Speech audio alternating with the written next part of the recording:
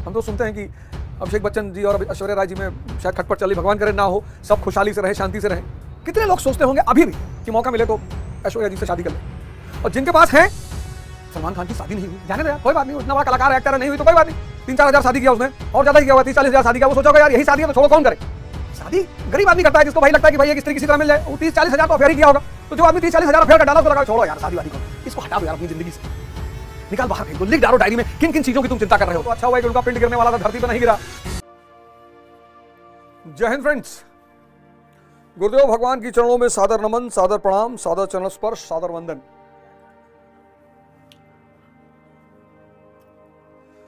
आशा करता हूं कि ये 4th लॉ का एपिसोड आपके जीवन को बहुत ही विधायी पॉजिटिव ढंग से प्रभावित कर रहा होगा।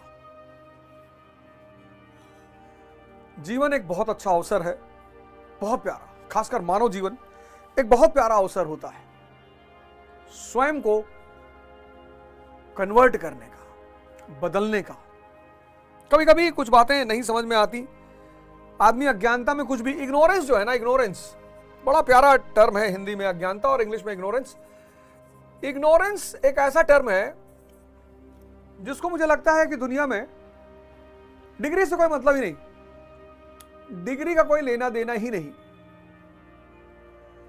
कि इनके पास पीएचडी की डिग्री है, इनके पास एमएससी की डिग्री है, इनके पास डॉक्टरेट है, ये इंजीनियर है, ये ऐसा है, कुछ फर्क नहीं पड़ता, फर्क ही नहीं पड़ता, क्योंकि ये शब्द बड़ा प्यारा है, इग्नोरेंस। इलिटरेट नहीं, इग्नोरेंस।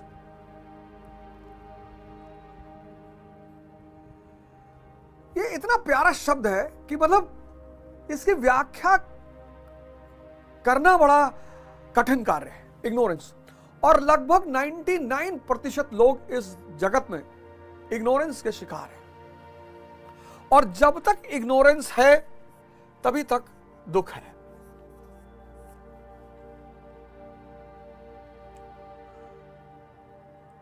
अविद्या। और ये इग्नोरेंस ना तो कोई स्कूल दूर कर सकता है, ना कोई कॉलेज दूर कर सकती है, ना कोई यूनिवर्सिटी दूर कर सकता है। ये सिर्फ और सिर्फ गुरु का आशीर्वाद होता है। इसलिए इस देश ने गुरु को भगवान से भी सर्वोच्चतम पद पर रखा। हम क्लास 9-10 में थे, कबीर को पढ़ा तो लगा कि यार ऐसा कैसे हो सकता है कि कोई व्यक्ति भगवान से भी बड़ा हो सकता है, क्योंकि हमें तो पढ़ाया गया भगवान मतलब ओमनीसिएंट, ओमनीपोटेंट, ओमनीप्रेजेंट, तो हमें लगा कि भगवान से बड़ा कोई कैसे हो सकता है। लेकिन अब लगता है कि नहीं, भगवान से बड़ा भी कोई हो सकता है।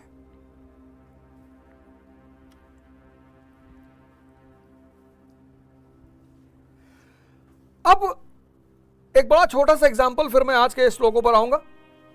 मैंने सोचा आज मैं सीधे जो है लाइव क्लास लेता हूं, लाइव। तो आज का हमारा ये सेशन लाइव ही है। मैंने सोचा आज आपसे लाइव रूबरू होता हूं। बड़ा आनंद मिलता है आप लोगों के विचारों को सुनकर, आपके अप्रोच को सुनकर, कि आपका जीवन प्रभावित हो रहा है, बदल रहा है। भगवान करे हमारा सनातन धर्म का नारा ही यही है, धर्म की विजय हो, अधर्म का विनाश हो, प्राणियों में सद्भावना हो, विश्व का कल्याण हो। हम, क्योंकि सनातन ही धर्म है, बाकी कोई धर्म ही नहीं है। अलग अलग संप्रदाय में बढ़ गया है, अलग अलग सेक्ट में बदल गया है, सब अपनी अपनी तरह से पढ़ा रहे हैं, बता रहे हैं, लेकिन कॉन्सेप्ट वही है, सब दुख से बाहर आना चाहते हैं। अब इग्नोरेंस, अब एक टर्म है एजुकेशन, एक टर्म है कैपिटलिज्म, एक टर्म है मैटीरियलिज्म, और एक टर्म है स्पिरिचुअलिज्म।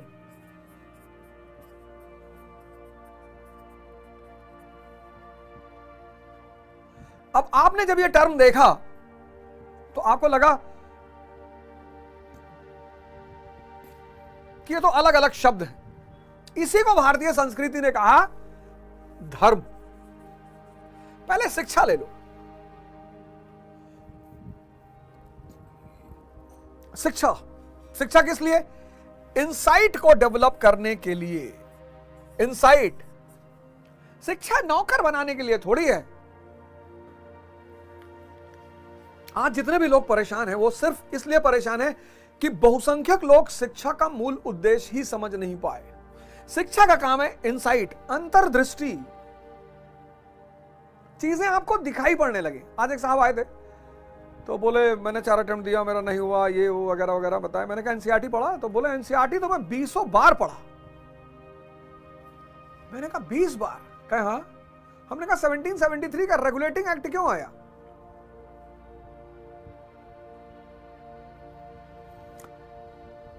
बोले कंपनी को लोन मांगना पड़ गया था 10 लाख पाउंड।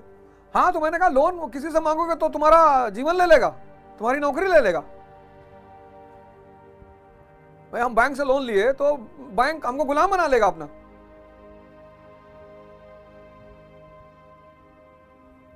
सब लोग लोन लेते हैं। क्या वजह है, क्या कारण है? नहीं बता पाए। 4 अटेम्प्ट दिए, 4 साल हो गया, एनसीईआरटी नहीं बता पाए। एनसीईआरटी नहीं बता पाए। एनसीईआरटी कहे 20 बार पढ़ा। क्यों? ये इस पे आप काम ही नहीं कर रहे हो। इनसाइट, अंतर्दृष्टि पे चीजें दिखाई पड़ने लगे। एनसीईआरटी का जो पहला चैप्टर वो क्या है कि जहां संपन्नता है और संपन्नता के साथ कमजोरी है वहां गुलामी आएगी ही आएगी।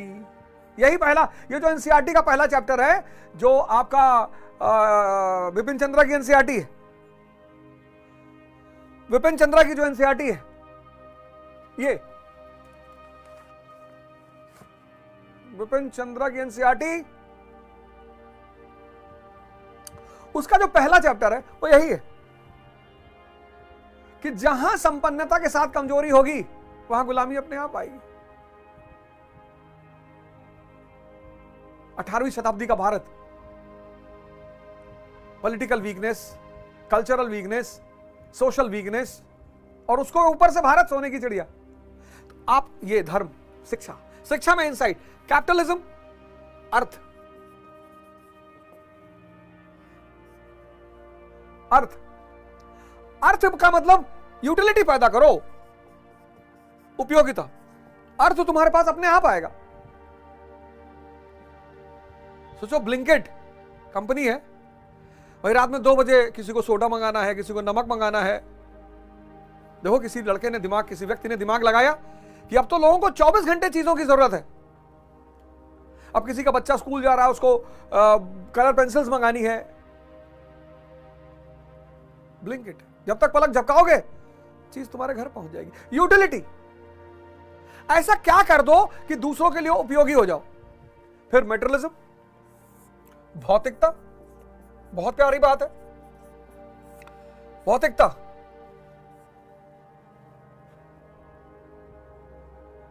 अब भौतिकता अगर नीड पे टिकी हुई है तब तो नुकसान नहीं करेगी। लेकिन अगर भौतिकता दिखावे पे टिकी हुई है, शोबाजी पे टिकी हुई है, तब बहुत नुकसान पहुंचाएगी। भौतिकता बुरी चीज थोड़ी है भाई। आप रोलेक्स की घड़ी लगाएं, इसमें बुरा क्या है? आप राडो पहने, रोलेक्स पहने हैं, आप लुई मुजेटो पहने हैं, आप मर्सिडीज पे चलते हैं, रोल्स रॉयस पे, इसमें बुरा क्या है? अच्छा है, बहुत अच्छा है। और फिर इन सारे रास्तों से जब आपके पास इनसाइट, अंतर्दृष्टि है, तो आपको एक समय पता चल जाएगा कि ये आपकी जरूरतों को पूरा कर सकते हैं लेकिन आपको आनंद नहीं दे सकते।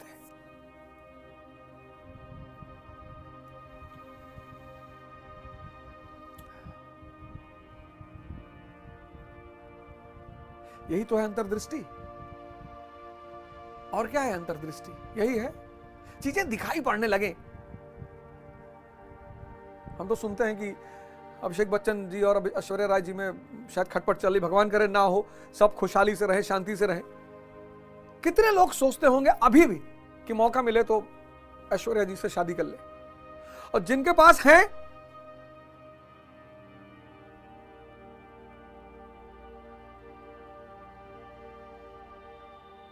ये बहुत जरूरी है।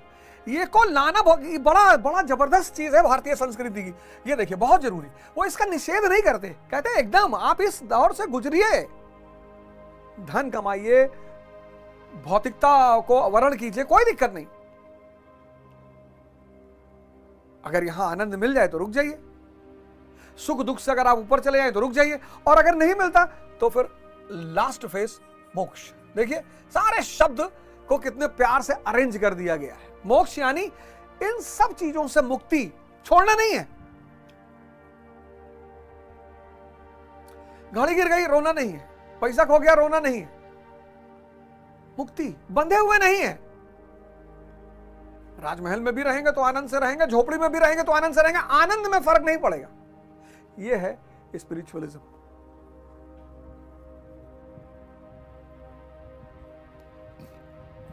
तो मैं ईश्वर से प्रार्थना करता हूं कि जैसे ईश्वर ने, सदगुरु ने मेरे जीवन में परिवर्तन को अंजाम दिया, मेरे जीवन को एक दिशा दी, ऐसे आप सभी लोगों के जीवन में क्रांतिकारी परिवर्तन हो।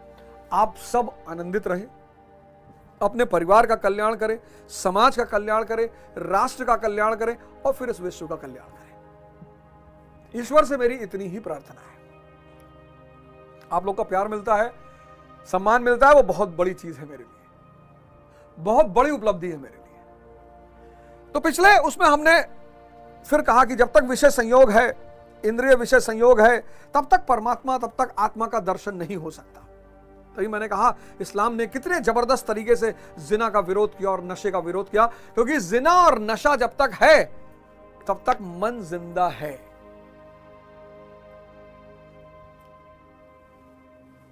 जब कुछ चीजें हैं वो मन के जिंदापन की निशानियां हैं। अगर आपको जानना है मन जिंदा है कि नहीं तो उसकी निशानियां हैं। उस पर एक निशानी इच्छा, ये मन की निशानी है। काम भोग ये मन की निशानी है। नशा ये मन की निशानी है।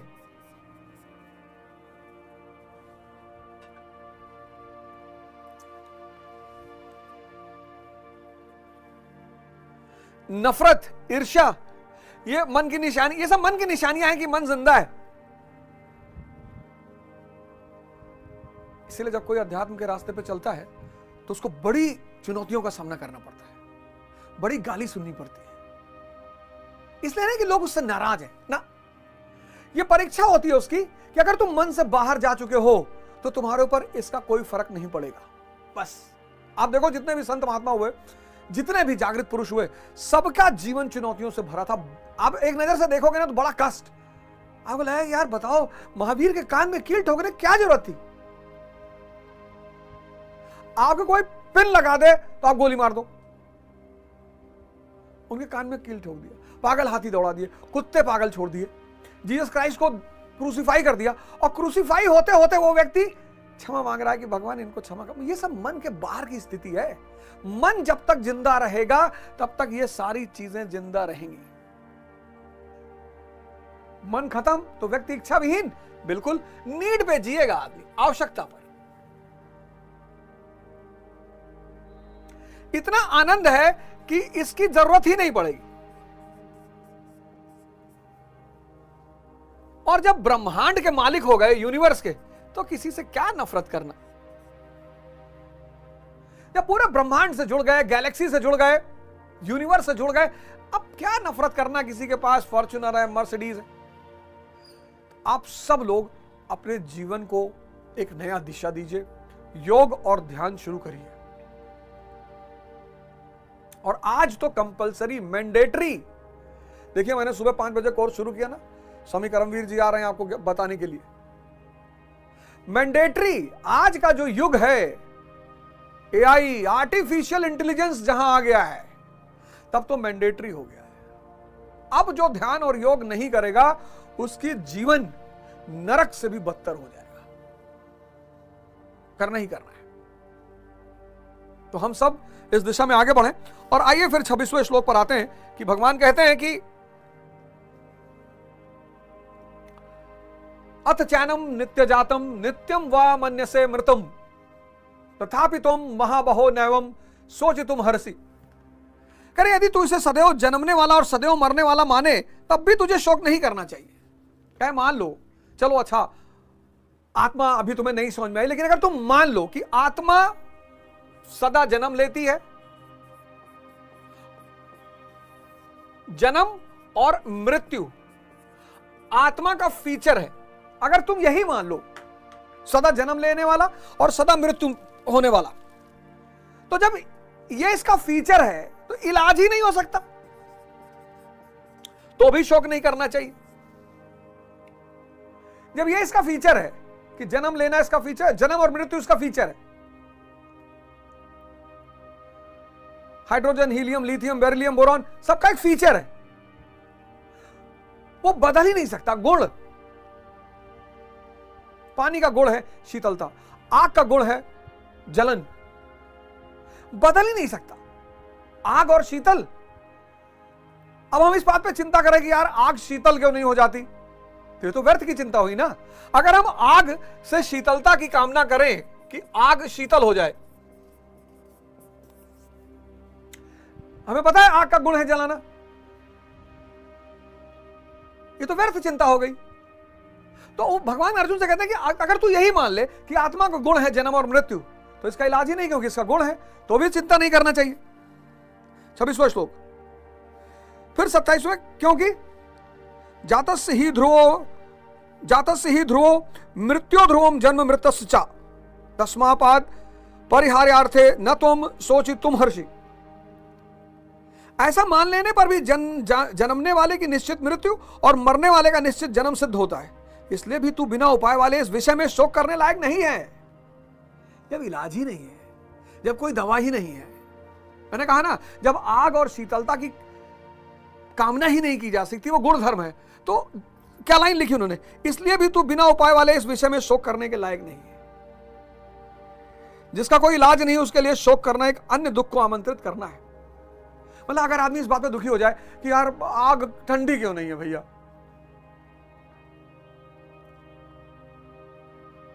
आप देखो, आप ऐसे कई सारे मुद्दों पर दुखी हो, कई सारे मुद्दों पे, मतलब आप में से बहुत सारे लोग इतना दुखी हो कई सारे मुद्दों पर कि मुझे लगता है कि यार मैं इस दौर से गुजरा हूं, मैं भी ऐसे ही रास्तों से गुजरा हूं।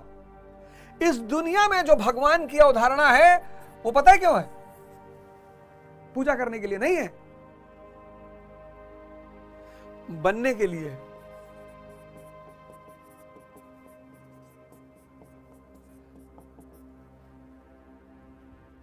इस दुनिया में जो भगवान की अवधारणा है वो पूजा करने के लिए नहीं है, बनने के लिए। हर व्यक्ति का परम उद्देश्य होना चाहिए कि मुझे भगवान बनना है। मैं नहीं कह रहा हूं, स्वामी विवेकानंद कहते हैं, मैं क्यों कहूंगा यार, स्वामी विवेकानंद कहते हैं कि मैं उस प्रभु का सेवक हूं जिसे अज्ञानता में लोग मनुष्य कहते हैं। यह स्वामी विवेकानंद का कोट है।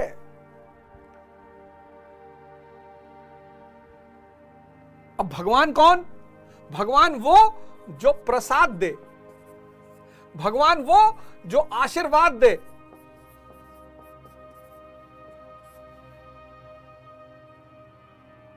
ये जो महत्वाकांक्षा की दौड़ है, ये छोटा मोटा भगवान बनने की ही तो दौड़ है। आईएएस बन गए, आईएएस बन गए, अब छोटे मोटे भगवान तो बन ही गए। अब आपकी बुआ आपसे मिलने आई, आपने 5 लाख रुपया अपनी बुआ को दे दिया और 1 लाख रुपया उनके कुत्ते के गले में बांध दिया। भाई कुत्ता भी लेकर आई थी वो अपना, तो आपने 1 लाख रुपया उनके कुत्ते के गले में बांध दिया। अरे नहीं कह रहे अब 1 लाख रुपया, इसको बढ़िया जो है चिकन बाइट्स खिलाइए और बढ़िया इंपोर्टेड बिस्किट इसके लिए मंगाइए और कम से कम 10,000 का शैम्पू, उसका बाल वाल धुला करिए। साहब आप ही का भजन गाएंगी। और आपने बुआ के बेटे को कस्तूरबा गांधी टेंडर दिला दिया। ठंडक आ रही है और लड़कियों के लिए स्वेटर और सॉल्ट डिस्ट्रीब्यूट होना है, 5 करोड़ का टेंडर है गोंडा का, ये तुम्हारा बेटा। तो आप प्रसाद भी बांटने लगे, आप आशीर्वाद भी बांटने लगे, हो गए भगवान आप। लोग आपको प्रेम करने लगेंगे, लोग आपका भजन गाने लगेंगे, लोग आपके लिए चढ़ावा लाने लगेंगे कि भैया वो बद्री हलवाई की तरफ से जा रहे थे तो सोचे 2 किलो रबड़ी ले लें। 2 किलो इमरती ले लें, यही तो हम चाहते हैं।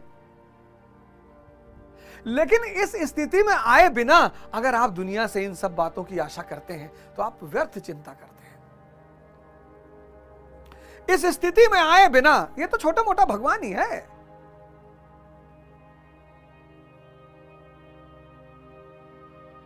इस देश में कोई टीचर बनना चाहता है? नहीं, क्योंकि ना उसके हाथ में प्रसाद है, ना उसके हाथ में आशीर्वाद है। भौतिक वाला है तो उसके हाथ में बहुत कुछ, पर चाणक्य जैसा टीचर चाहिए कि प्रलय और निर्माण जिसके गोद में पले। आजकल के बेचारे शिक्षकों को इस देश में वीआईपी का दर्जा मिलना चाहिए। सरकारी स्कूल के शिक्षक, बस प्राइवेट नहीं, सरकारी, जो सरकारी स्कूल के शिक्षक हैं उनको वीआईपी का दर्जा मिलना चाहिए। और फिर देखो 5 साल के अंदर इस देश में शिक्षा का स्तर कितना अच्छा हो जाएगा। एक छोटा सा काम सरकार कर दे कि सिर्फ उन्हें वीआईपी का दर्जा दे दे, फिर देखो 5 साल में इस देश में शिक्षा का स्तर कहां पहुंच जाएगा और कितने बेस्ट ब्रेन्स शिक्षा पढ़ाने की तरफ उन्मुख हो जाएंगे कि नहीं भैया हमको टीचर बनना है। और जिस देश में बेस्ट ब्रेन्स टीचर बनने लगे, हम जैसे लोग बाहर चले आएंगे, वकालत करेंगे सुप्रीम कोर्ट में, इलेक्शन लड़ेंगे। अभी तो वैक्यूम है इसलिए वहां आके खड़े हो गए ना। देखो यही तो भगवान कह रहे हैं कि तुम नाहक में परेशान रहो जिसका कोई इलाज नहीं। मैं स्टूडेंटों को देखता हूं रो रहे हैं, साहब हमारे घर वाले बात नहीं, बुआ जी ऐसे कह रही थी। ये सब आपके दोस्त हैं जो आपके ऊपर हमला कर रहे हैं।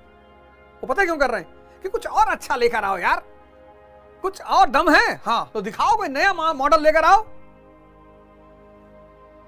जिनकी उपेक्षा हो रही है उनके उठने की संभावना बहुत ज्यादा है। जिनकी बुराई की जा रही है उनके उठने की संभावना बहुत ज्यादा। बस यही सब चीजों को अगर तुम समझ लो, भगवान कह रहे हैं देखो जिसका कोई इलाज नहीं, तुम बिना भगवान बने चाहते हो कि सब तुम्हें प्रेम करे, सम्मान दे, चढ़ावा चढ़ा, नहीं होगा। तो भगवान ने कहा यार इसका कोई इलाज नहीं। आत्मा का ये गुण है मृत्यु, जन्म लेना, मृत्यु होना। तो अगर तुम इसके गुण के विपरीत चिंता कर रहे हो कि ऐसा ना हो तो तुम व्यर्थ की चिंता, जीवन में व्यर्थ की चिंता नहीं करनी चाहिए। ये इस श्लोक का सबसे बड़ा सीख है कि जो भी व्यर्थ की चिंता करेगा, जैसे अगर आप आशीर्वाद और प्रसाद देने की क्षमता अगर आपकी नहीं है, इसका मतलब आपका कौन सा दौर है? तपस्या का दौर है। मोदी जी का कौन सा दौर है? मोदी जी भगवान है। मोदी जी आज भगवान है। आज मोदी जी भगवान है क्योंकि मोदी जी प्रसाद भी दे सकते हैं और मोदी जी आशीर्वाद भी दे सकते हैं। लेकिन राहुल गांधी का तपस्या का दौर है, अखिलेश यादव का तपस्या का दौर है।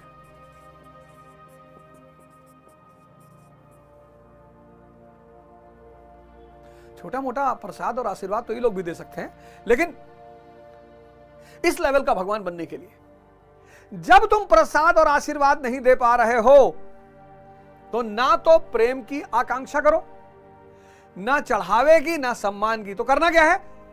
तपस्या करना है। ये सब भविष्य के बड़े अच्छे नेता हैं। मजाक उड़ाने की कोई बात अलग है, कभी कभी मूड है मजाक उड़ा लो, वो सब अलग बात है। ये सब लेकिन भविष्य के बहुत अच्छे नेता हैं। जैसे अखिलेश यादव जी को सबसे बड़ा काम यह करना चाहिए कि उनको अपने गुस्सा को थोड़ा नियंत्रित करना चाहिए। अखिलेश यादव जी को अपने गुस्से को नियंत्रित करना, जो बहुत इंपेशेंट रहता है। हाँ क्या नाम है तेरा भाई, नाम बता, अपना नाम बता। मिश्रा जी हो? नहीं नहीं नहीं, अरे वो इतने महान नेता के पुत्र हैं और इतने बड़े स्टेट के मुख्यमंत्री रहे हैं, तो झलकना चाहिए वो बात। इतना अच्छा काम किया। मैं तो जब भी आगरा एक्सप्रेसवे पे निकलता हूं, आगरा लखनऊ एक्सप्रेसवे, मैं सोचता हूं अखिलेश यादव जैसा ही प्रधानमंत्री होना चाहिए। अगर इतना विजनरी लीडर है वो आदमी।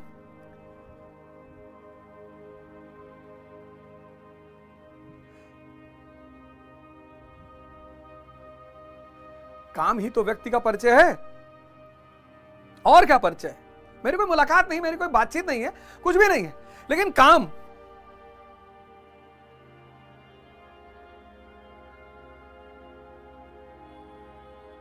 देखो अब तुम्हें आज डिसाइड करना है कि व्यर्थ की चिंता नहीं करना है। अगर तुम भगवान की स्थिति में हो तो प्रसाद बांटो और आशीर्वाद दो, और अगर नहीं हो तो तपस्या करनी है, चिंता नहीं करनी है। यही बात भगवान कृष्ण अर्जुन से कह रहे हैं कि तू व्यर्थ की चिंता मत कर। और आज 95% लोग व्यर्थ की चिंता कर रहे हैं। सलमान खान की शादी नहीं हुई, जाने दो यार, कोई बात नहीं, वो इतना बड़ा कलाकार है, एक्टर है, नहीं हुई तो कोई बात नहीं। 3-4 हजार शादी किया उसने, और ज्यादा ही किया होगा, 30-40 हजार शादी किया। वो सोचा होगा यार यही शादी है तो छोड़ो, कौन करे शादी। गरीब आदमी करता है, जिसको भाई लगता है कि भाई एक स्त्री किसी तरह मिल जाए। वो 30-40 हजार तो अफेयर ही किया होगा। तो जो आदमी 30-40 हजार अफेयर का डाला, उसको लगा छोड़ो यार शादी वादी कौन करे, सब नाटकबाजी है। लेकिन जो उसकी चिंता कर रहा है वो तो तपस्या करनी है और या प्रसाद और आशीर्वाद बांटना है, लेकिन व्यर्थ की चिंता नहीं करनी है। इसको हटा दो यार अपनी जिंदगी से, निकाल बाहर फेंक दो, लिख डालो डायरी में किन किन चीजों की तुम चिंता कर रहे हो। चिंतन करना है, चिंता नहीं करना है। और राहुल गांधी जी को 10 कैरेक्टर हिस्ट्री के अगर कोई पढ़ा दे, क्लाइव पढ़ा दे, Robert Clive, Cornwallis, Ashok, Akbar, Bismarck, Abraham Lincoln, Jawaharlal Nehru, कोई पढ़ा इनको पिक्चराइज कर दे, अरे तो इनका काम हो जाए। इनका काम हो जाए, ये जान जाए कि भैया अच्छा आगे आने वाले समय में क्या क्या करना है। व्यर्थ की चिंता नहीं करनी है। व्यर्थ की चिंता व्यक्ति के पतन का सबसे बड़ा कारक है। और सुबह तो मैंने शुरू करवा दिया ध्यान, योग तो शुरू ही करवा दिया, ध्यान भी कराएंगे। भगत सिंह एसोसिएशन का आपको मेंबर बनना है, और एक प्रोग्राम मैं आपको अगले सप्ताह एक प्रोग्राम आपको और देने जा रहा हूं, लर्न एंड अर्न। आप पढ़ो भी, आप कमाओ भी। हमारी जितनी बहनें हैं जो हाउसवाइफ हैं, घर में रहती हैं, जो मान लो कि नहीं काम पे बाहर जा रही हैं, नहीं जाना चाहती हैं, मैं बहुत अच्छा प्लान सबके लिए बनाया हूं। और अगले हफ्ते के शो में मैं आप सबको इस लर्न और अर्न पर चर्चा करने जा रहा हूं। अगर और कोई पैसा आपको मुझे नहीं देना है, कैसा नहीं कि आपको इसके लिए कुछ एडवांस पैसा जमा, एडवांस कुछ नहीं जमा करना है, कुछ नहीं। बस आप सब लोगों को भगत सिंह एसोसिएशन का मेंबर बनना है, जो कि आप सारे लोग, ज्यादातर लोग हैं ही हैं। गूगल फॉर्म आ जाएगा भगत सिंह एसोसिएशन का, तो आप भगत सिंह एसोसिएशन के मेंबर हो जाएंगे। और फिर उसके सारी पॉइंट्स जो हैं, क्या क्या फायदे हैं उसके, उस मेंबरशिप को लेने के, वगैरह वगैरह। और लर्न एंड अर्न प्रोग्राम है खासकर विद्यार्थियों के लिए, और उन विद्यार्थियों के लिए जिनके पास आय का कोई जबरदस्त साधन नहीं है। बस अगले संडे को आप इंतजार करिए, अगले संडे को मैं आपको ये प्रोग्राम दे रहा हूं, लर्न एंड अर्न। आप पढ़ें भी, आप कमाएं भी, और आराम से कमाएंगे अगर, तो भी 25-30 हजार रुपया महीना कमाएंगे। मैं आपको पढ़ाऊंगा भी, दिशा भी दूंगा और रोजगार भी दूंगा। और फिर जब आप स्टैंड अप कर जाना, तो ये चेन आप बढ़ाते रहना, बस चीजें चलती रहेंगी, बस चीजें चलती रहेंगी। ऐसे ही ये देश आगे बढ़ेगा हम सबके सहयोग से। तो व्यर्थ की चिंता नहीं करनी है। यह बात उन्होंने 27वें श्लोक में कही कि यार इसका कोई इलाज नहीं है, इसका गुण है। अव्यक्त दीनी भूतानी व्यक्त मध्यानि भारत अव्यक्ति निधनायुनेव तत्र का परिदेवना। अर्जुन, संपूर्ण प्राणी जन्म से पहले बिना शरीर वाले और मरने के बाद भी बिना शरीर वाले। क्या बात है, जन्म से पहले बिना शरीर वाले और मरने के बाद भी बिना शरीर वाले। जन्म के पूर्व और मृत्यु के पश्चात भी दिखाई नहीं पड़ते, केवल जन्म मृत्यु के बीच में ही शरीर धारण किए हुए दिखाई देते हैं। अतः इस परिवर्तन के लिए व्यर्थ की चिंता क्यों करते हो? क्या बात है, मतलब आत्मा जन्म से पहले दिखाई नहीं पड़ती और मृत्यु के बाद दिखाई नहीं पड़ती। क्या बात, आत्मा जन्म से पहले दिखाई नहीं पड़ती और मृत्यु के बाद दिखाई नहीं पड़ती। यह जन्म और मृत्यु के बीच में ही शरीर को धारण करती है।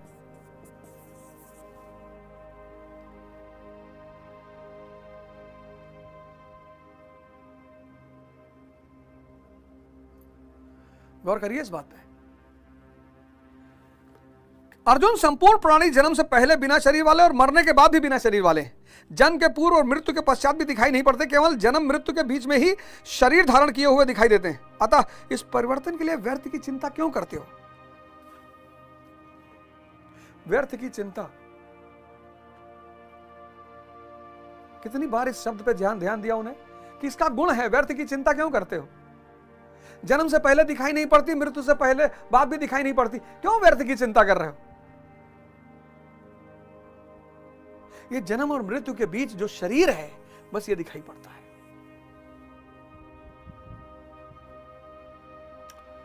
बहुत जिसने बनाया है ना इस ब्रह्मांड को, बहुत बड़ा कारीगर है। ऐसा टेलीस्कोप यहां लगा दिया है जो आंख बंद करने पर ही खुलता है। मैं पहले सोचता था कि दुनिया में सारे धर्म के लोग आंख बंद करके क्यों पूजा करते हैं। ये टेलीस्कोप लगा हुआ है और वो जो अरूप है, सब रूपों में वो इस आंख से दिखाई पड़ता है। इनसे तो सिर्फ रूप, और रूप नश्वर है। ये चांद, ये तारे, वो तो अच्छा हुआ है कि उल्का पिंड गिरने वाला था, धरती पे नहीं गिरा। बड़ा लोग हाहाकार मचाए थे, उल्का पिंड आ गया, उल्का पिंड आ गया, गिर जाएगा। मैंने गिर जाएगा तो यार, फिर मैंने तो अभी नई नई कोचिंग खोली है यार। हाँ बोले गिर जाएगा, 17 करोड़ साल पहले डायनासोर गायब हो गए थे, हम लोग भी गायब हो जाएंगे। अरे मैंने कहा ऐसा ना करो यार, पैसा डूब जाएगा सब।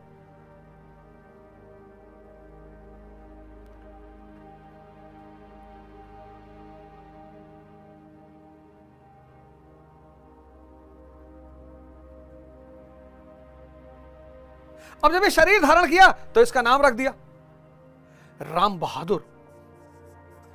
ना ये राम है और ना ये बहादुर है। इसी आइडेंटिटी से जो जुड़ जाता है वही अहम का शिकार हो जाता है।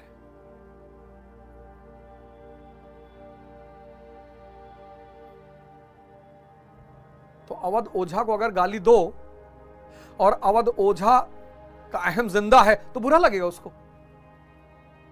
लेकिन अगर उसको यह पता चल चुका है कि अवध ओझा जैसा कोई चीज ही नहीं पूरे ब्रह्मांड में,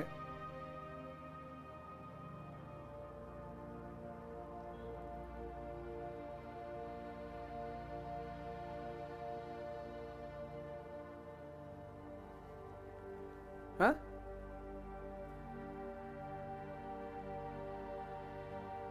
ऐसी कोई चीज ही नहीं है। फिर कहते हैं इस आत्मा को देखता कौन है? यह बहुत प्यारा प्रश्न है। इस आत्मा को देखता कौन है? कौन है जो इस आत्मा का दर्शन करता है? और इस व्यात की इतनी प्यारी व्याख्या 29वें श्लोक में की है भगवान ने, अद्भुत।